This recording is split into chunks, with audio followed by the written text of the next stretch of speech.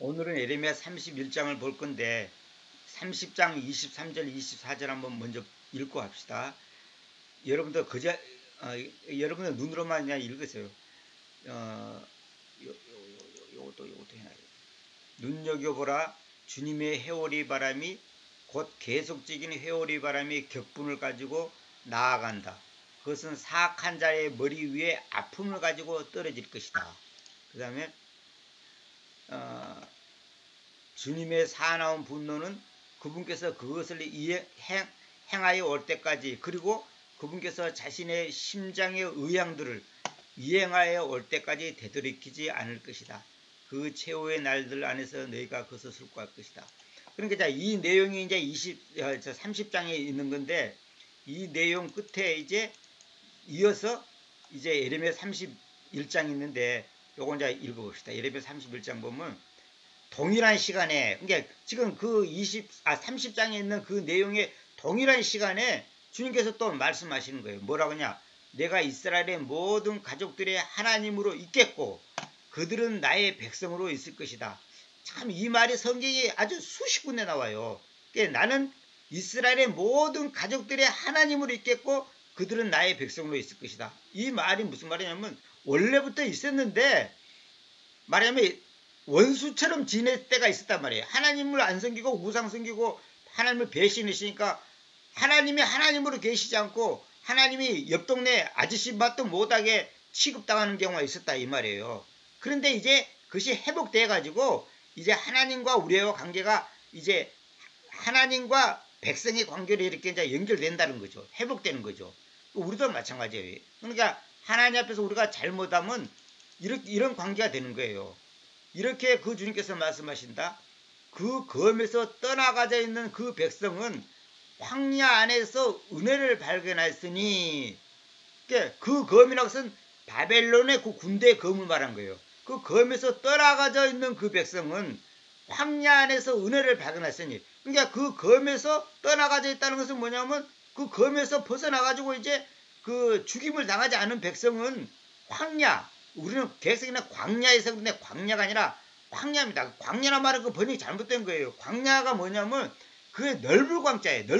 넓은 들이라는 뜻이에요. 근데 황야는 뭐냐면 거친 들이라는 거예요. 거친 들. 그 영화 같은 데라든지 저 텔레비 보면 저 이스라엘을 비롯해서 유대 뭐랍니까 저 중동의 그 황야 있잖아요. 사막 말고 거기는 사람이 살 수가 없어요. 그냥 이런 팽탄한 들판이 아니라 아주 거칠어서 그거는 집도 지을 수 없어. 돌과 그냥 구더기 그냥 엉덕 같은 그런 것만 있지 물도 안 나온단 말이에요. 그게 황야예요. 그 영화에 보면 황야의 무법자 뭐 이런 거 나오잖아요. 그게 그 황야예요. 그거는 사람이 살 수가 없는 곳이에요. 그런 상황에서 은혜를 발견했다는 거야. 곧 이스라엘 내가 그를 그만에 그를 이제 이스라엘을 말한 겁니다. 야곱이지 야곱이 변해서 이스라엘이 됐잖아요.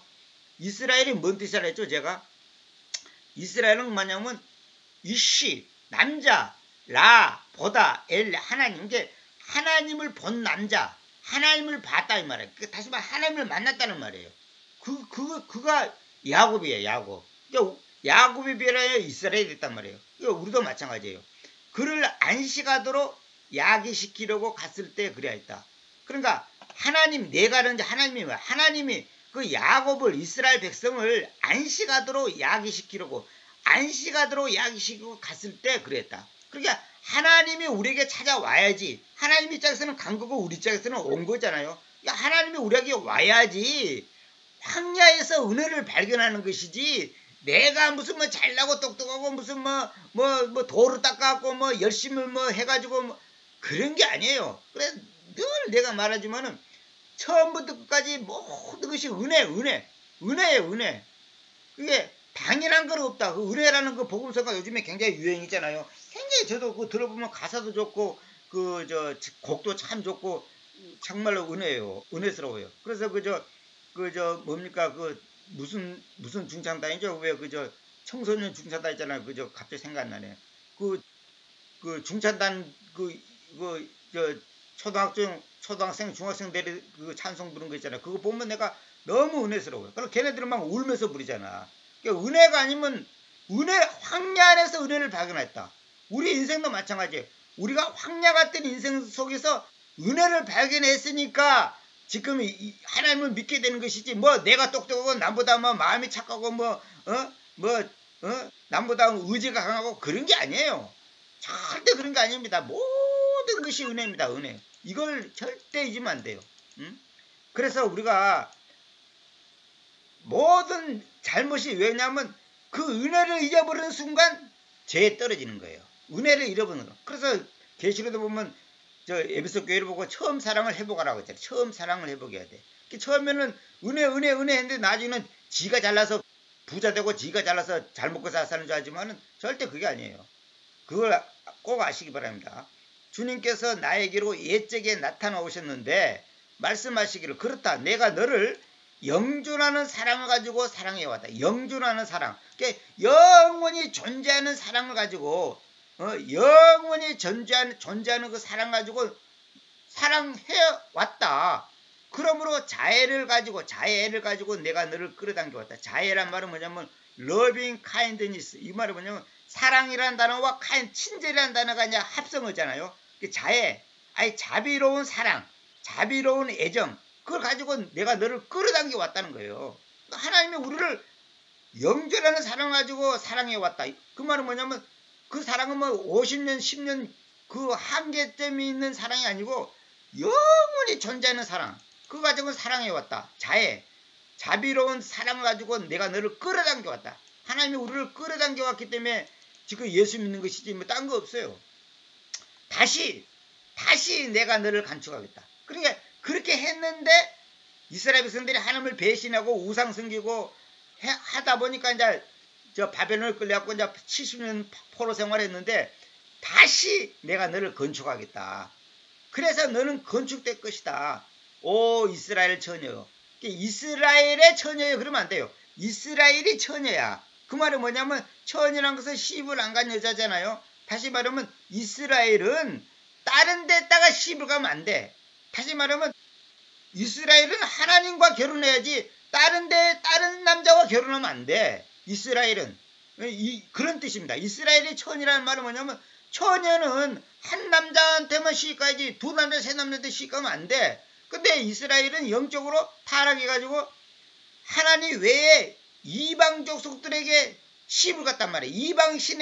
이방신을 섬겼단 말이에요. 이방신을 섬겼다는 것은 이방신과 결혼했다는 말이에요. 그것이 바로 이제 그것이 영적 음행이고 간음이단 말이에요.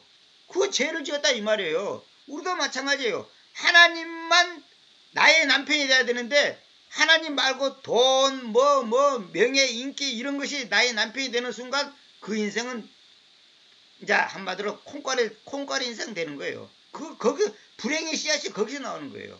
그 김미진 씨라고 그저 왕의 재정이라고 그저 강의하는 그 여자 있어요. 그분의 간증을 내가 한번 들어보니까 참 그분도 참 놀라운 그 경험을 했는데 그분이 이제 교회에서 무슨 헌금 같은 거 이제 1억을 탁 내놓고 1억을 내는데 사람들이 무명으로 내니까 누가 1억을 헌금했냐고 그냥 다 궁금해서 그냥 수근수근 했는데 그냥 가슴이 뿌듯하고 자랑스럽대. 근데 너무나 이걸 자랑하고 싶어서 견딜 수 없었고 가장 교회에서 소문 잘 퍼뜨리는 집사한테 딱 전화를 해갖고 이제 은근히 말을 끄집어내갖고 이제 사실은 내가 저 헌금했다고 니만 알아라. 절대로 딴 사람한테 얘기하지 마라. 그랬다는 거예요. 그건 뭐냐?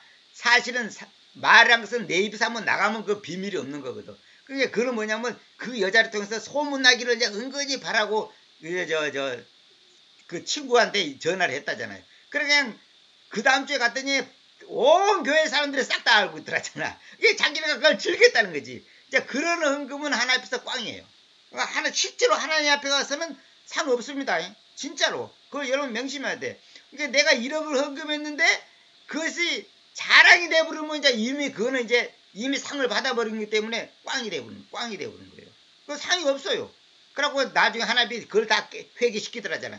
네가 그따위로 헌금해갖고 뭐 1억을 헌금했다고 뭐 친구한테 아무한테 말하지 말라고 전해갖고 은근히 소문내기를 바랐다고 하나님은 다 아시니까. 그래갖고 나중에 하나님 다 망하고 나서 이제 결국은 이제 하나님이 그런 것까지 다 회개시키더라잖아요.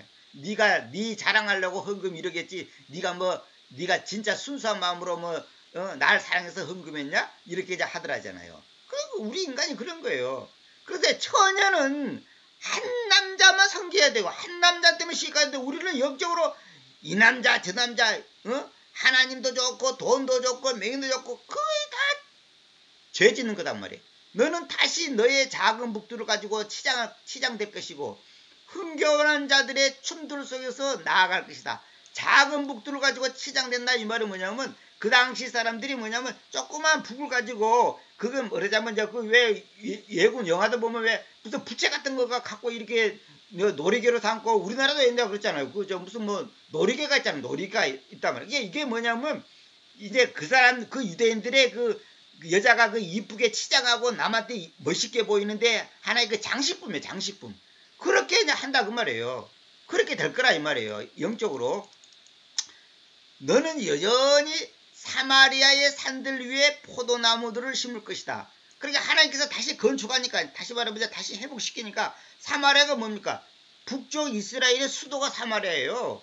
근데 나는 옛날에 그랬어. 사마리아 그러면 아주 나쁜 도시고 그 음란한 도시고 우상을 많이 섬기고 남쪽 유다 백성들이 봤을 때는 사마리아를 완전히 개 취급을 했거든. 사마리아 사람들 다시 말하면 북쪽 이스라엘의 그 사마리아에 사는 사람들을 개 취급을 했단 말이에요. 근데 왜 사마리아가 이렇게 자꾸 이스라엘의 수도로 할까 그랬는데 그 사마리아 지역이 뭐냐면 그 교통의 요충지예요. 교통의 요충지. 그러니까 이방들이 전부 다 왔다 갔다 하는 말하면 중간 지점이란 말이에요. 그러다 보니까 온갖 잡동상이 우상이 다 들어와서 사마리아가 완전히 말하면 성적으로 도덕적으로 타락을 해버렸어요. 그래서 남쪽 유다 사람들은 사마리아 사람들을 개로 취급해요. 그래서 예수님이 식탁에서 밥 먹는데 사마리아 여인이 와갖고 이제 먹을 걸 달라고 하니까 개한테는 안 떠준다 그러니까 이제 그 개도 주인의 밥상에 먹는 것을 먹습니다 그러면서 했잖아요. 그 말은 뭐냐면 사마리아 사람들은 개를 취급했단 말이야. 개로. 그런데 성경이 예레미야 보면 지난번에도 전에도 내가 말씀 본 것처럼 사마리아보다 더 타락한 사람들이 남쪽 유다예요. 나중에는 사마리아를 개로 취급했는데 사실은 더 타락한 인간들이 남쪽 유다라고. 심는 자들이 심을 것이고 이 말은 뭐냐면 이제 정상적으로 농사도 짓고 정상적인 회복을 한다 그 말이에요. 보통의 것들처럼 그것들을 먹을 것이다. 그 말은 뭐냐면 포도나무를 심어갖고 보통의 것들처럼 이 말은 뭐냐면 특별한 게 아니고 그냥 옛날에 하던 그대로 자연스럽게 그 포도나무에 나오는 열매를 먹을 거다 이 말이에요. 이 말은 뭐냐면 경제적으로나 모든 것이 이제 회복된다는 거죠. 요즘 우리나라 코로나 때문에 사람들이 그냥 그동안 갇혀 있다가 이제 코로나가 좀 자유함이 되니까 이제 축구장에도 가고 영화관에도 가고 여행도 가고 외국도 가고 막 이제 식당도 마음대로 다니고 하잖아요. 그런 것처럼 이제 회복이 된단 말이에요. 회복이. 난 참 웃기는 게 뭐냐면 옛날에는 코로나 한 100명만 갔는데도 막 난리를 하더니 요즘에는 하루에 10,000명이 갔는데도 이제 페널시키도 안 써요. 제지도 안 해. 나 너무 이거 웃기는 거야. 그게 그냥 물론 주사를 많이 맞았다고 그냥 하는가 본데 주사 맞아도 걸려요.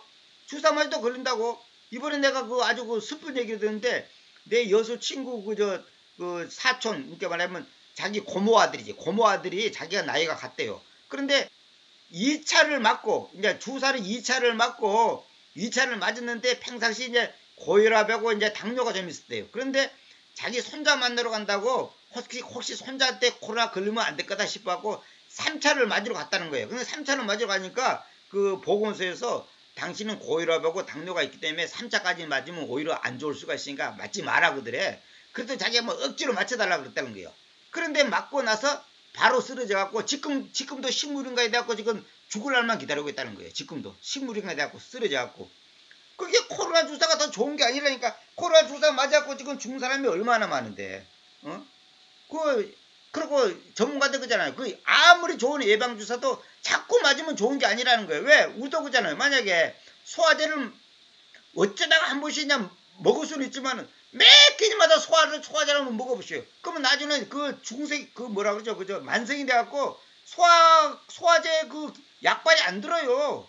안 듣고 오히려 이제 위가 이제 그 기능이 더 떨어지는 거예요. 그 기능이 더 떨어지는 거예요. 그게 예방주사를 너무 자주 맞으면요, 면역력이 오히려 떨어져 버린 거예요, 나중에는. 그걸 알아야 돼. 그 사람들이 몰라서 그런 거예요. 그리고 예방주사하는 것은 1년에 한 번 정도로 맞는 것이 뭐 2번, 3번, 4번, 그 말도 안 되잖아. 그럼 앞으로 코로나 없을 때까지 100번까지 맞아야 되겠네? 그 미친 짓이야, 그거는. 그래서 그 반대하는 의사들 말도 일리가 있는 거예요. 그 반대하는 의사들은 뭐냐면, 지금 예방, 무슨 청이라 그러죠? 보건복지들에 무슨 청 있잖아. 그 예방, 청 만들어져. 그 청장 지금 고발당했잖아. 왜 그따위로 갖고 사람들 갖다가 괴롭히고 그렇게 죽게 하고 그렇게 했냔 말이야. 예방주사를 어떻게 2번, 3번, 4번 받냐 이거야. 말도 안 되는 소리라는 거야, 그게. 안 된다는 거예요. 이게 영적인 것도 똑같아. 우리가 만약에요, 아무 어려움 없이 계속 우리를 갖다가 꽃밭에서 놀게 하고 비단 이불 속에서 잠자기만 한다면요, 영적으로 우리가 완전히 이 세상을 이길 수 있는 힘이 없는 거예요. 그러니까 하나님께서 우리에게 어려움을 주는 것도 뭐냐면, 우리가 더 믿음을 강하게 하기 위해서 그렇게 어려움을 주는 거예요. 그러니까 그걸 어려움이 있다는 것이 나쁜 게 아니에요. 그래서 우리 어렸을 때는 겨울에도 말이지, 그냥 거지 같은 옷 입고 그냥 코 질질 흘리면서 살아도 나 감기 걸려갖고 죽었단 말 내가 들어본 적이 없어. 저는 몸이 약해갖고 감기 무지개 많이 걸리고 주사도 많이 맞고 약도 많이 먹었는데, 내 친구들 보면 주사 맞고 약 먹는 애들은 본 적이 없다. 어쩌다가 있는데, 그런 경우도 하루 종일 자고 나면 대부분 그냥 나사불어요. 근데 요즘 애들은 어떻게 해요? 조금만 저게도 그냥 감기 걸리고 그러잖아요. 왜 그러냐면, 너무 깨끗한 환경에 편안한 좋은 환경에 살면 사람이 저항력이 떨어지는 거예요. 면역력이 떨어지는 거예요. 그래서 그 회충 전문가도 그 얘기하더라고. 뱃속에 회충이 어느 정도 있어야 된답니다.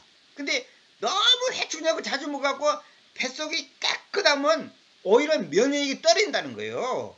그러면 오히려 다른 병이 생긴다는 거예요. 그게 회충이 적당히 있어야 한다는 거죠. 많이 있으면 안 되는데 어느 정도는 있어야 한다는 거예요, 회충이. 나 그 말 듣고 내가 깜짝 놀랐어. 그러니까 우리 이런 말 했잖아요. 깨끗한 물에는 고기가 살 수 없다. 깨끗한 물에는 고기가 살 수 없어. 왜?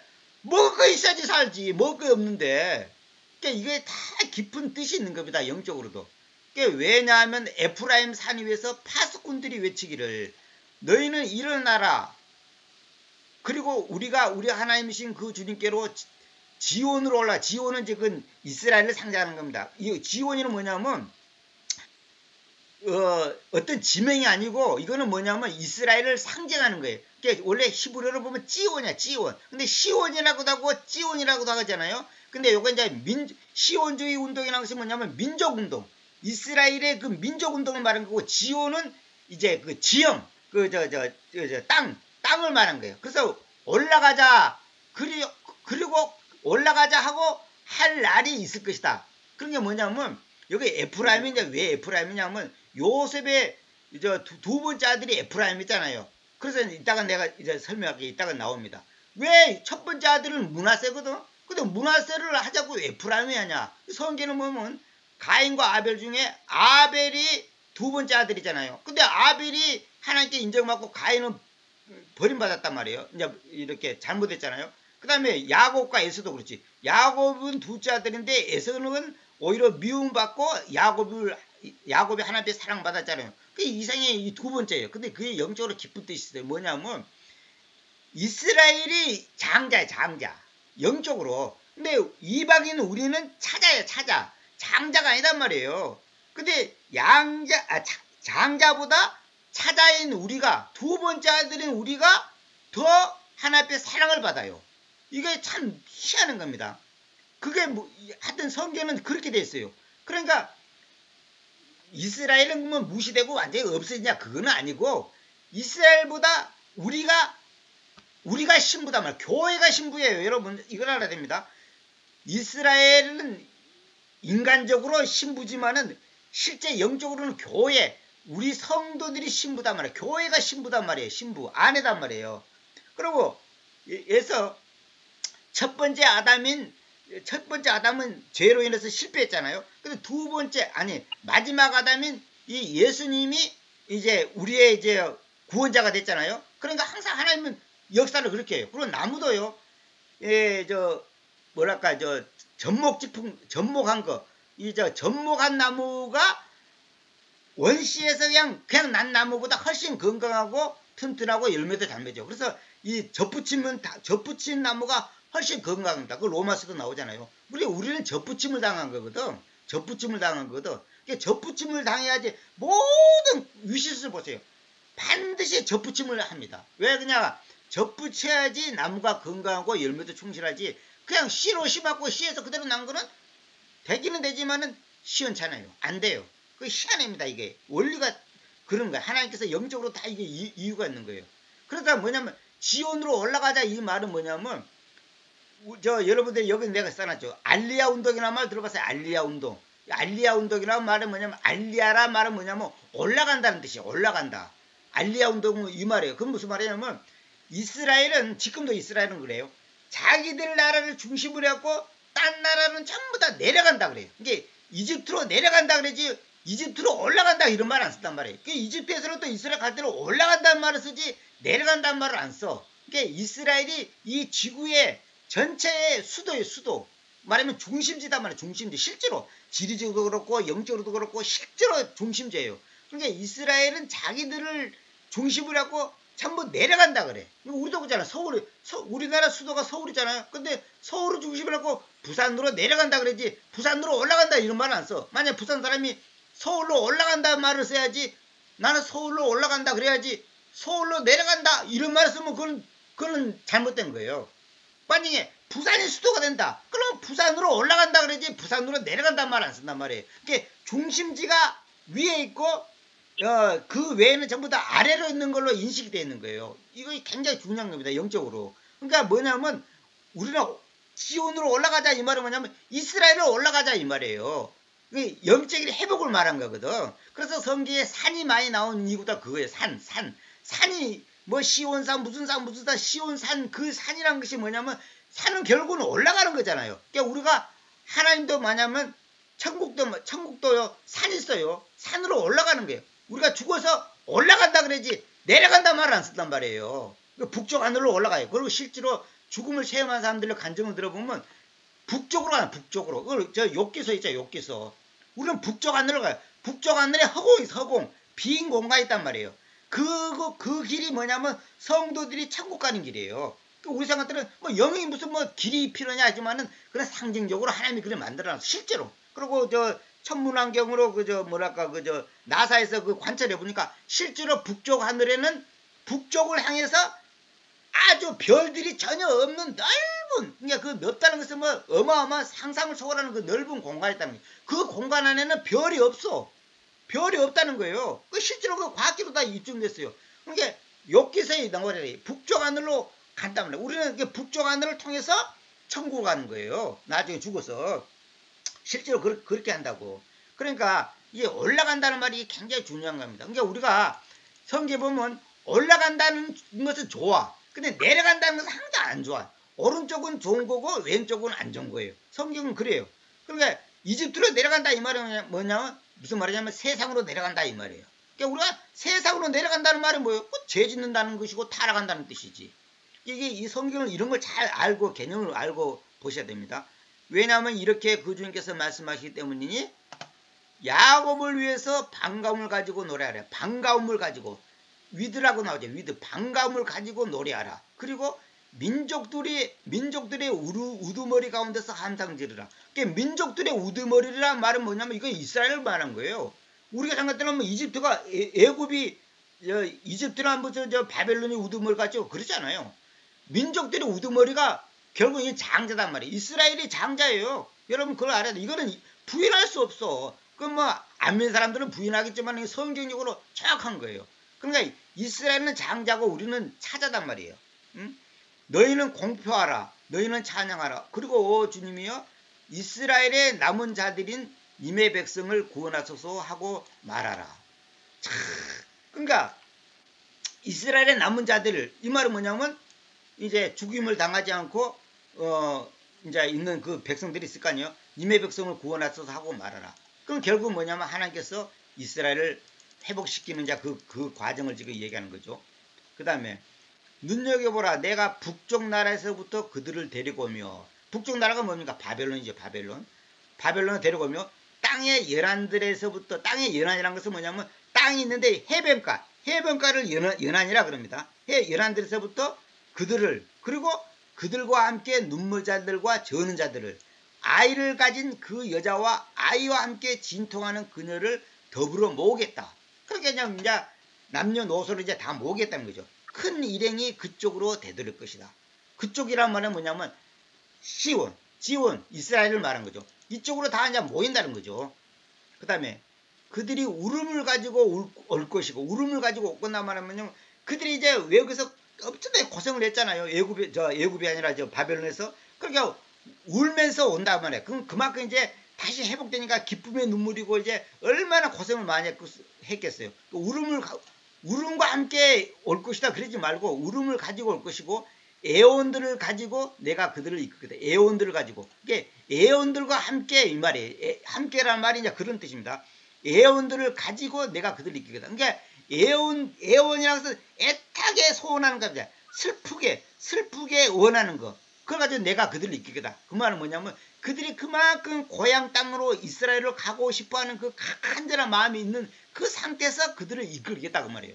내가 그들로 하여금 그들이 실족하지 않을 똑바른 길 안에서, 물들의 강들가에서 물이 있으면 당연히 강이 있을 거 아닙니까? 그 강에서 걸어가도록 약시키겠다. 이 말은 뭐예요? 물이 있는 강이라는 것은 뭐냐면 풍요, 그만큼 이제 말하면 살기 좋은 환경을 말한 거잖아요. 걸어가도록 약시키겠다. 왜냐하면 내가 이스라엘에게는 아버지고 에프라임은 나의 맏이기 때문이다. 그러니까 이스라엘에게는 하나님의 아버지단 말이에요. 우리도 마찬가지예요. 우리도 하나님의 아버지 그랬잖아요. 이스라엘도 하나님의 아버지 그래. 우리도 아버지라 그래. 그러면 예수님을 왜 아들이라 그랬냐? 이건 이제 여러분 내가 수십 번 강의했는데, 예수님을 왜 아들이라 했냐면 그 아버지가 보이지 않는 그 아버지가 보이는 아버지로 왔기 때문에 아들이라 이렇게 표현한 것이지, 아버지 한 분, 아들 한 분 그렇게 있는 게 아니다 이 말이에요. 그럼 하나님이 두 분이네? 그거 아니다. 하나님은 한 분이단 말이에요. 한 분인데 왜 아버지라 했고 왜 아들이라 했는가? 이 개념을 알고 성경을 봐야 되는데 그걸 모르니까 아버지 하나님께 기도할까? 아들 하나님께 기도할까? 예수께 기도할까? 여호와 하나님께 기도할까? 이런 어리석은 질문을 한단 말이에요. 그래서 옛날에 내가 청년 시절에, 지금도 안 잊어버리는데, 토요일날 밤에 저녁 먹고 나서 이제 그 담임 목사가 왔고 청년들만 모아놓고 이제 성경 공부를 가르쳐요. 성경 공부 가르치는데 그 담임 목사가 뭐라고 가르치냐면, 가능한 기도할 때 하나님 아버지 그렇게 기도하는 거야. 하나님 아버지한테 기도하는 것이지 예수님께 기도하는 게 아니라는 거야. 나는 우리 다 그렇게 믿었거든요. 근데 그 말도 맞는 말인데, 그러면 예수님 그렇게 기도하면 틀린 건가? 아니에요. 다 그 예수님이 바로 아버지라니까. 예수님은 아들인데 왜 아들이란 표현을 쓰냐? 안 보이는 하나님이 보이는 하나님으로 왔기 때문에 예수스 크리스도 그러는 거야. 크리스도란 말은 기름 부음을 받은 자라는 뜻이잖아요. 기름을 발랐다는 말은 뭐냐면 제사장으로서, 예언자로서, 왕으로서 왔다 그 말이에요. 직무자로서. 그러니까 그래서 아버지라 그런 거야. 아버지. 근데 에프라임은 나의 맏이다. 아까도 말한 것처럼 에프라임은 맏이가 아니에요. 사실은. 잘 보세요. 이거 창세기 41장 51절 봅시다. 그리고 요셉의 맏이의 이름을 마나세라고 불렀으니, 요셉의 맏이의 이름은 마나세. 그 다음에 둘째 이름을 그가 에프라임이라고 불렀다 이거야. 근데 왜 여기서는 에프라임을 맏이라 했냐 이거야. 이게 중요한 거야. 이게 이제 이런 의미를 알아야 돼요. 그게 뭐냐면 유대 사람들도 그렇지만 우리도 그렇잖아요. 왜 이런 말 하잖아요. 왜? 사실은 얘가 우리 집이 셋째인데 사실은 장자 역할을 합니다. 그러잖아. 셋째인데 장자 역할을 하는 거야. 또 딸인데 맏아들 역할을 하는 거야. 그 역할이 그만큼 중요한 역할을 한다 그 말이에요. 그게 맏이란 말은 뭐냐면, 혈통적으로는 마나세가 맏이지만 우리 객서는 문하세 그렇게 됐잖아. 문하세가 아니라 마나세예요. 마나세인데 혈통적으로는 마나세가 맏이지만은 실제적인 영적인 역할, 그 중요성에 있어서는 에프라임이 장자 역할을 하기 때문에 에프라임을 맞으라고 하는 거예요. 영적으로 우리도 똑같은 겁니다. 어떤 집에 그잖아요. 그래서 큰아들 있고 둘째 아들이 있어도 큰아들은 병들고 둘째 아들은 망나니고 그러면 셋째 아들이 야무지고 가정을 잘 건사하고 부모를 잘 챙기면 그 셋째 아들이 맞이 역할을 하는 거예요. 그게 혈통보다 더 중요한 것은 뭐냐면 실제적인 역할. 실제적으로 어떤 역할을 하냐 이게 중요한 거거든. 실제. 그러게 그 옛날에 이병철 회장도 보세요. 그 맞이 이건희 회장이 셋째 아들이거든. 근데 첫째 아들도 있고 둘째 아들도 있는데 다 뿌리치고 셋째 아들 갖다가 뭐랄까 회사를 맡기고 이제 삼성을 물려줬잖아요. 그 왜냐? 셋째 아들이 제일 똑똑하고 야무지고 능력이 있기 때문에 그렇단 말이야. 그러니까 둘째하고 첫째하고 둘째하고 막 싸우고 막 미워하고 막 몇 년 전에 왜 막 그 둘째 아들인가 그 뭐 재판 걸고 날 쳤잖아요. 그래도 결국 나 지고 다 죽어버렸지만은 그런 거예요. 그러니까 우리가 항상 중요한 것은 뭐냐면 내가 영적으로 하나님 앞에 봤을 때 내가 어떤 역할을 하냐가 중요한 거거든. 어떤 역할을 하냐가 이게. 그래서 저희 집도 보면 뭐냐면 지금 제 위에 형들이 4명 있고 내 밑에 여동생이 있지만 내가 5째지만은 실제로 우리 집안의 맞이 역할은 내가 하는 거예요. 무슨 말이냐? 영적으로 단 말이야. 영적으로. 경제적으로는 내가 맞이 역할을 못하지만 영적으로는 내가 맞이가 된 거야. 왜? 나를 통해서 하나님께서 우리 집에 복음이 들어오게끔 나를 통로로 썼단 말이에요. 그러니까 이게 내가 맞이 역할을 하는 거예요. 이게 맞이는 어느 집안이나 피곤하고 힘들어요. 육체적으로도 그렇잖아요. 맞이가 제일 고생 많이 하는 거예요. 그 영적으로도 마찬가지예요. 맞이가 가장 영적으로도 고난을 많이 겪습니다. 매를 많이 받고, 그게 하나님의 원리예요. 그러니까 우리가 이걸 어쩔 수 없는 거야. 그래서 차영재 같은 경우도 그 누나도 있고 아까도 말하자면 형도 옛날에 있었는데 형이 이제 돌아가시고 어렸을 때 돌아가시고 실제로 차영재 집에 맞이는 차영재단 말이에요. 누나도 있고 뭐 형도 있으지만 아니야. 다 그거는 맞이가 아니야. 차영재가 맞이단 말이에요. 그 집안마다 다 그 있습니다. 그 집안에 복음을 처음에 받아들이게 하는 그 통로가 있어요. 그거 있어요. 그 집안마다 다 그게 있습니다. 그 맞이가 사실은 복 받은 거지. 영적으로. 근데 그 맞이가 만약에 잘못됐다. 그럼 큰일 나는 거야. 어느 집안도 그잖아요. 맞이가 잘못되면 집안 망하는 거예요. 그러니까 이게 굉장히 중요한 겁니다. 그래서 둘째가 에프라임인데 왜 에프라임을 맞이라 했냐. 이건 여러분들이 그렇게 이해를 하시면 되겠고. 그 다음에 주님의 말씀을 들어라. 오 너희 민족들아. 그리고 멀리 떨어진 섬들 속에서 그것을 밝히라. 이게 섬들이란 것은 뭐냐면 민족들을 성경에서 섬이라고 하면 민족을 말한 겁니다. 민족들. 멀리 떨어진 섬들 속에서 그것을 밝히라. 그리고 이스라엘을 뿔뿔이 흩으셨던 그분께서 그를 모으고서 인솔자가 자기 가축대를 지키듯이 그를 지킬 것이라고 말하라. 그러니까 하나님께서는 야 민족들아 들어봐라. 내가 이스라엘을 옛날에 잘못해서 매를 때려서 포로가 되고 노예 생활을 시켰지만은 이제 봐라. 뿔뿔이 흩으셨던 그분께서 그를 모으고서 그를 이제 이스라엘 말한 거죠.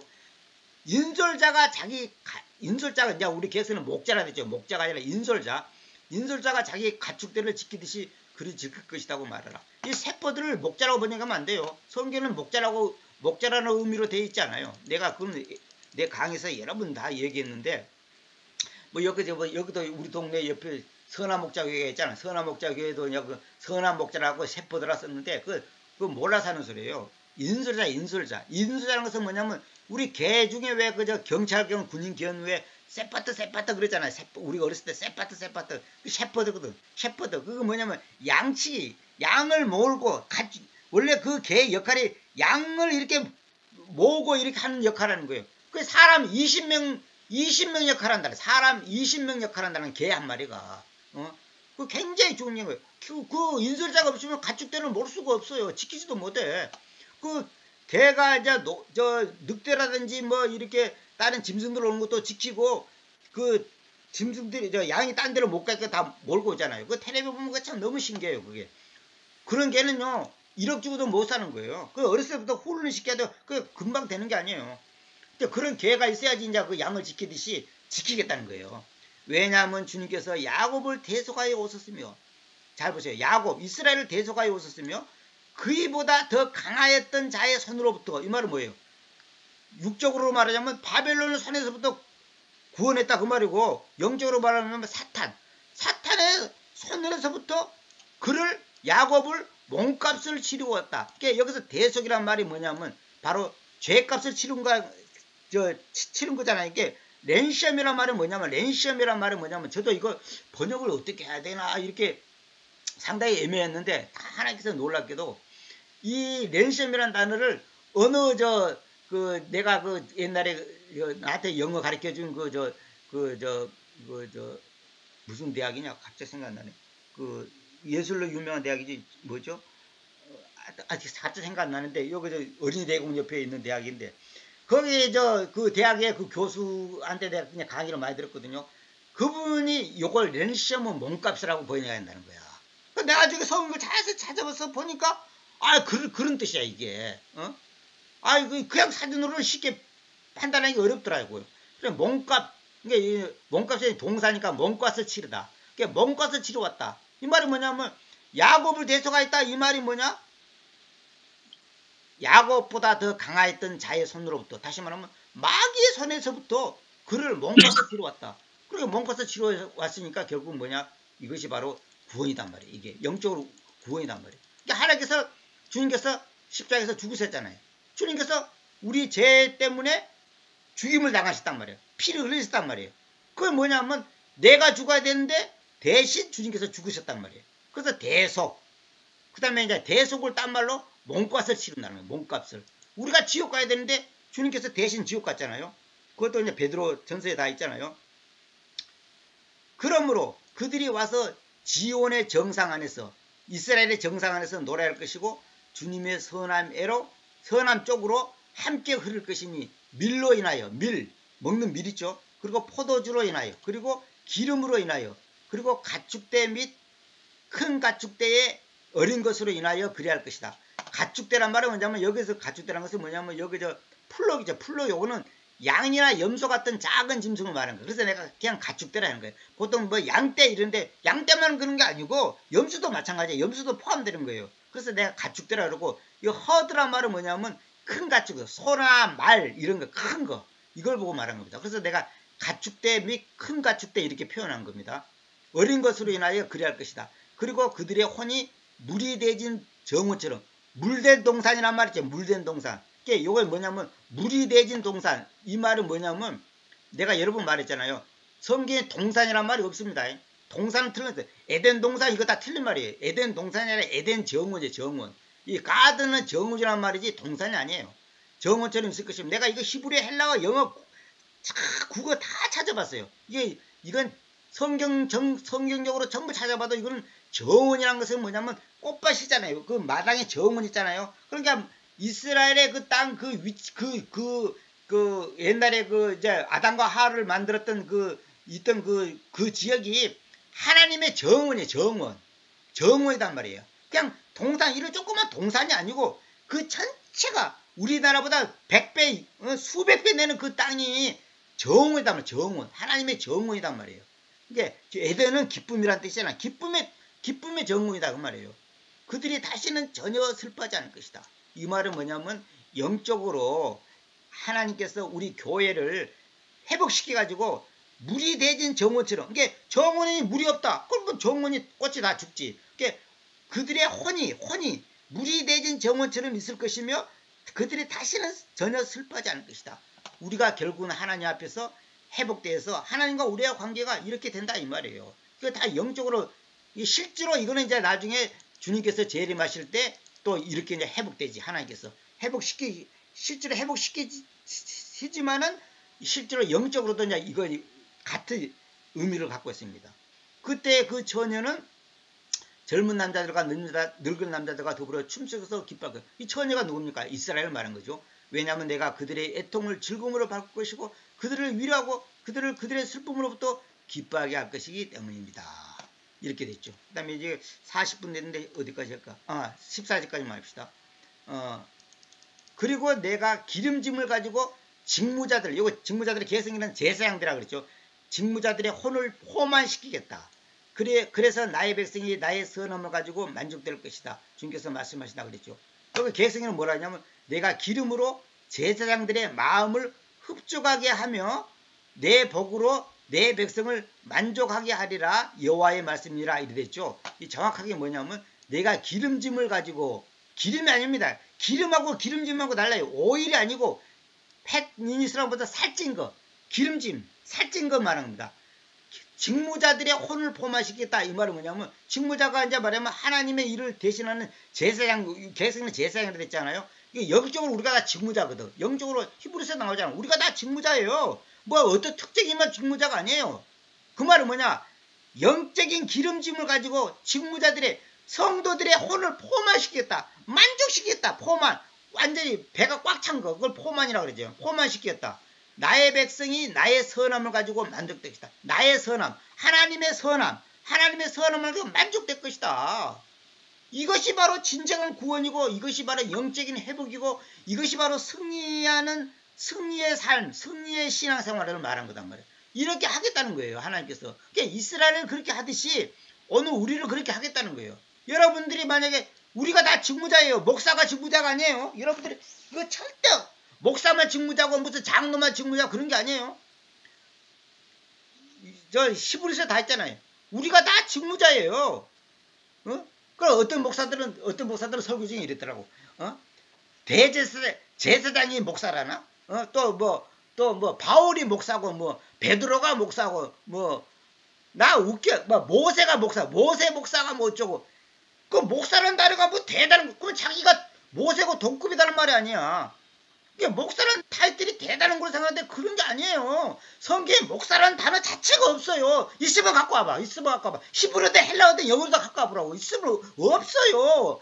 페스토란 말은 뭐냐면 양치기. 양치기보다도 꼴배지기. 이게 말하자면 풀을 갖다가 배에서 먹이는 사람이야. 성경에 보면 목사와 교사를 세웠다 이 말이 뭐냐면 목양자와 교사예요. 목양자이자 교사. 원래 정확히 목양자이자 교사. 이거 말은 뭐냐면 성경의 교사란 말이 우리가 말하는 주일학교 반사를 말하는 게 아니에요. 지금 교회에서 전부 다 그 교사를 주일학교 반사하고 똑같이 생각하는 그게 아니고 성경에서 교사란 말은 뭐냐면 하나님의 말씀을 가르치는 직무자. 다시 말하면 페스토 이 목양자를 말하는 게 목양자와 교사가 같은 말이에요. 같은 건데 이걸 이제 표현을 달리하는 거예요. 그러니까 목양자와 교사 이게 우리가 다 영적인 교사가 되는 거예요. 그래서 나보다 성경을 모르는 사람한테 내가 말씀을 가르치면 그게 내가 교사예요. 내가 목양자가 되는 거예요. 내가 직무자가 되는 거예요. 무슨 직무자가 대단한 게 아니단 말이에요. 무슨 뭐 교단에 갖고 안수를 받고 뭐 그게 아니단 말이에요. 그런 사람들이 맞는 거예요. 아니 그러면 목사만 성경 가르치고 있는가? 그러니까 옛날에 중세시대 때는 어땠냐? 신부만 성경 가르치다. 신부만 히브리 아니 라틴어 성경 외에는 전부 다 인정을 안 했어요. 그러니까 라틴어를 볼 수 있는 사람은 일반 평민들은 그 당시에는 글자를 몰라요. 가르치지를 않아. 그렇게 전부 다 신부들 소위 말하는 요즘 우리가 신부란 말도 그 좋은 표현이 아닌데 하여튼 신부들만 가르치단 말이에요. 그러고 그 사람들만 자기들만 글자를 알고 자기들만 보니까 연옥을 말하고 뭘 말해도 그 사람들이 믿을 수밖에 없어. 글자를 모르니까 성경도 모르니까 일반 사람들은 성경 보는 것도 금지되어 있단 말이에요. 더군다나 성경 가르쳤다 큰일 나는 거야. 그래가지고 그 사람들이 자기들 마음대로 갖고 논단 말이야. 맞아. 우리 식으로 말하면 국회의원들만 법 알아. 일반 사람들은 법이 뭔지도 몰라. 그러니까 야 너 죄지 있어. 감옥 가. 그러면 그 죄예요? 그러면 감옥 가는 거야. 그냥 모르고 아무것도 모르니까 가는 거야. 너 세금 너 떼먹었어. 너 세금 100만 원 내고 또 내라면 또 내는 거야. 이제 이런 식이 됐단 말이에요. 그 옛날에 이제 직무자들의 혼을 완전히 포함시켰다 이 말은 뭐냐면 뭐 목사들의 혼을 포함시켰다 그 말이 아니고 이거는 뭐냐면 결국은 영적으로 우리 성도들의 혼을 포함시킨단 말이에요. 기름짐을 가지고. 그게 뭐예요? 영적인 회복이지. 하나님과 우리와의 관계가 바로 서는 거. 영적인 회복이다. 내가 하나님 앞에 회개하고 바로 섰을 때 우리가 포만이 뭐예요? 밥을 실컷 먹으면 포만감이 있다고 그러잖아. 포만감. 그 포만이 됐단 말이야. 포만. 나의 백성이 나의 선함을 가지고 만족될 것이다. 하나님의 선함을 가지고 만족된단 말이에요. 선함을 가지고 만족된단 말이에요. 그러니까 이것이 돼야 되는 거야. 이것이 바로 진정한 회복이고 진정한 기쁨이고 승리의 신앙생활이에요. 그러니까 이것이 안 되면 신앙생활 하나만 하면 아무것도 아니에요. 응? 내가 기름짐을 가지고, 그러니까 하나님이 기름짐을 가지고 직무자들의 혼을 포만시키겠다 이 말이에요. 그런데 만약에 돈을 가지고 직무자들의 혼을 포만시키겠다? 돈을 가지고 성도들의 혼을 포만시키겠다? 권력을 가지고, 인기를 가지고, 명예를 가지고 직무자들의, 성도들의 혼을 포만시키겠다? 그게 아니에요. 그래서 내가 이런 거 사실 자세히 말하려면 이건 이 절 하나 맞고도 10번 20번 강해야 돼. 사실은 히브리서 찾고, 직무자가 뭔지 찾고, 또 혼이 뭔지 찾고, 기름짐이 뭔지 가지고, 선함이 뭔지 전부 단어를 찾아서 또 그걸 설명을 해줘야 돼. 너무 이건 놀라운 말이에요. 이거 사실은.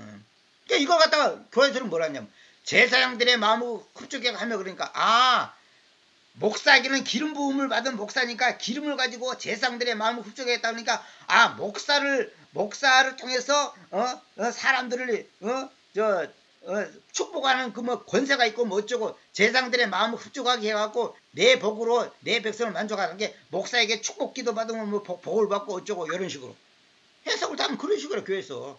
그런데 그렇다고 목사란 탈 가진 사람이 뭐 안수해서 그 나쁘다, 그 쓸데없다, 그건 아니고, 누구든지 기도할 수 있는 거예요. 목사만이 머리 위에 손 얹는 게 아니에요. 누구나 머리 위에 손 얹고 기도할 수 있는 거예요. 누구나가 직무자라니까, 우리가 다 직무자라니까.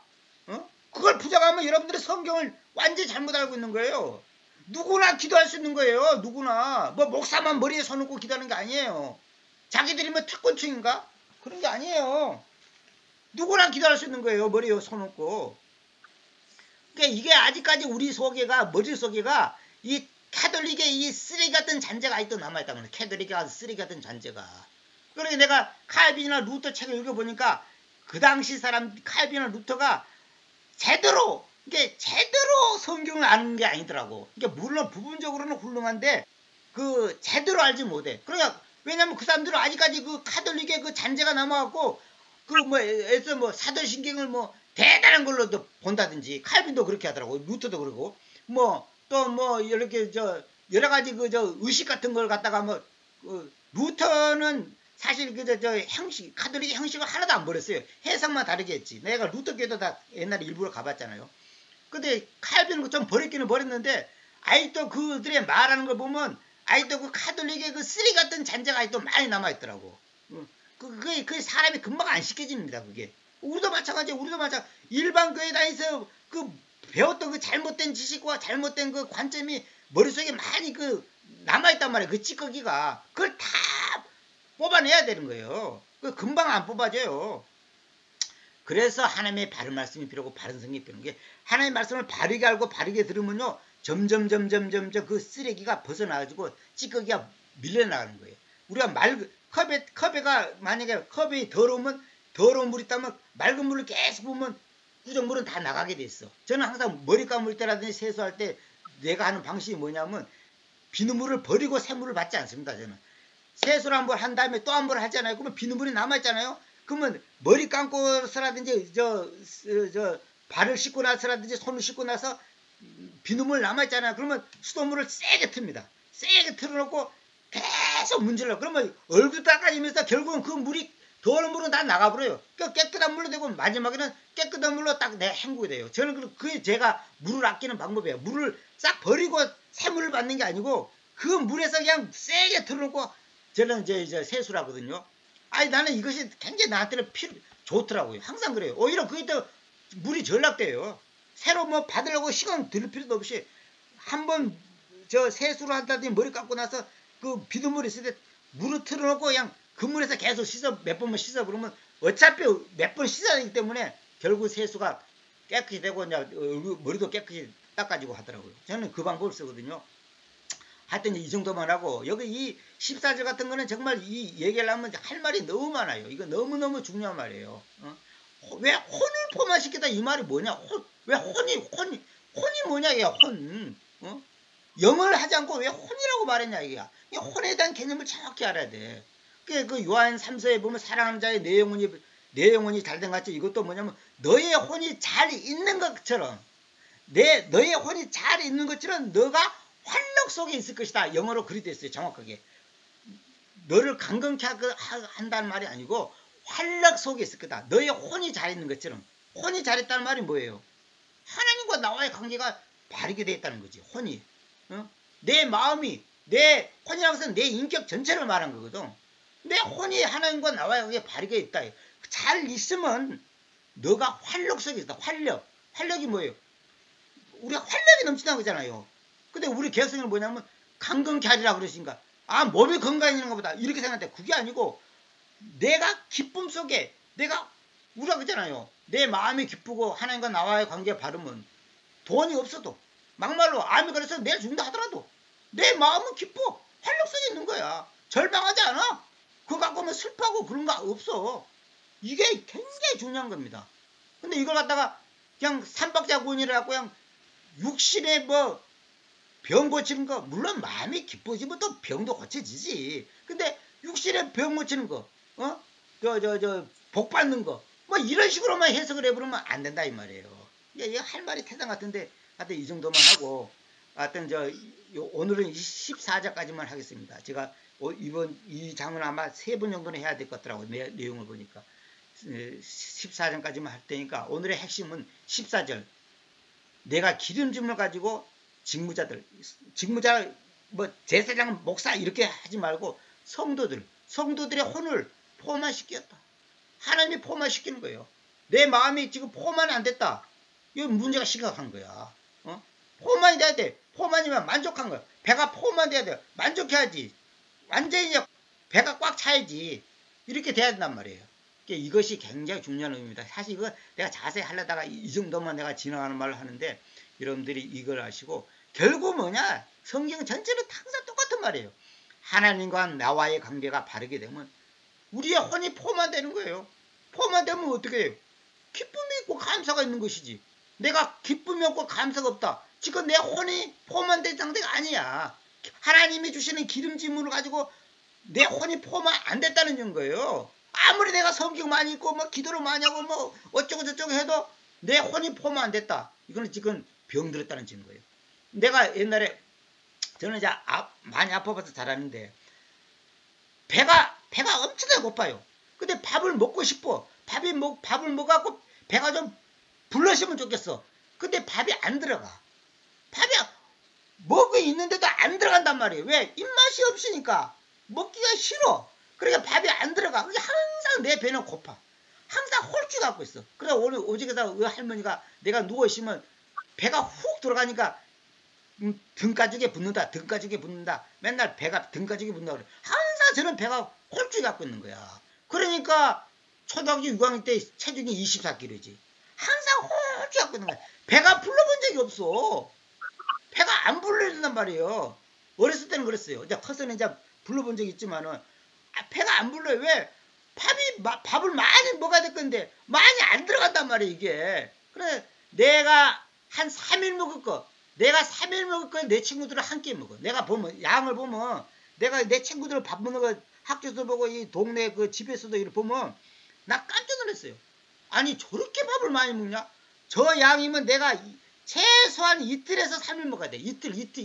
아무리 내가 많이 먹어도 이틀은 먹어야지 저 한 끼 내 친구가 먹는 한 끼 밥을 내가 이틀은 먹어야 돼. 그 정도로 양이 차이가 났단 말이에요. 도시락 싸가도 너는 아주 조금 싸간단 말이에요. 우리는 밥을 많이 싸가도 그냥 많이 줘도 엄마한테 내가 짜증내는 거. 절대 밥 많이 싸지 말라고. 조금만 싸가는 거야. 그럼 내 친구들에 비하면 그러면 3분의 1, 4분의 1도 안 돼요. 그거. 그렇게 내가 컸단 말이에요. 이게 포만이 돼야 돼. 영적으로 포만이 안 되면 늘 불만이지. 포만이 돼야 돼. 포만. 참 이 포만이란 말이 이게 중요한 말이다. 이 포만. 포만이 돼야 됩니다. 참 이 단어가 너무나 참 마음에 확 와닿더라고요. 그러니까 여러분과 저도 포만이 돼야 돼. 하나님 앞에서. 오늘은 이 정도만 하고. 그러니까 우리가 배가 부르지 않으면 짜증나고 불평하잖아. 우리가 그잖아요. 배고프면 사람이 짜증나고 그냥 만사가 귀찮잖아요. 영적으로도 마찬가지. 우리 혼이 배가 안 부르면 안 되는 거예요. 그 하나님이 주시는 기름짐이 있잖아요. 하나님이 주시는. 근데 세상 사람들은 뭐예요? 돈으로 포만시키려고 그러고 명예 인기 골프 치고 무슨 금메달 은메달 갖고 포만시키려 하지만은 그거는 순간이지 절대로 안 되는 거예요. 그건 잠깐이지. 영원한 포만이 돼야 돼. 영원한 포만. 그러면 안 되는 거예요. 그러니 왜 돈 많은 사람이 자살을 왜 합니까? 노무현 대통령은 왜 자살했습니까? 혼이 포만이 안 되니까 자살하는 거예요. 너무 괴로우니까 그 사람이 죽기 전에 중국 대사로 했던 그 무슨 장로니까 그 장로한테 그러더랬잖아요. 그 이메일이 왔더라나 어떤 그러는데 그랬댔잖아요. 대통령 물러난 다음에 죽고 싶다고 그래. 죽고 싶다고. 자기가 너무 괴로워서 너무너무 괴롭다고 그 메일이 왔다나 뭐 전화로 했다나 내가 그 유튜브에서 보니까 나오더라고요. 근데 실제로 다 자기가 죽어버렸잖아. 너무 괴로우니까. 그 말은 뭐냐면 하나님이 주시는 기름 가지고 그 혼이 포만돼야 되는데 자기가 대통령을 지내고 그 명예가 있고 죽을 때까지 경원이 따르고 비서가 따르고 먹고 살고 걱정 없이 풍요를 갖고 있는데도 불구하고 그 혼이 메마르기 때문에 결국은 떨어져 죽어버리잖아요. 참 불쌍한 거죠. 그러니까 이 땅에 우리가 다 마찬가지예요. 이거 정말 우리가 이거 깊이 명심해야 됩니다. 오늘은 여기까지만 하도록 하겠습니다.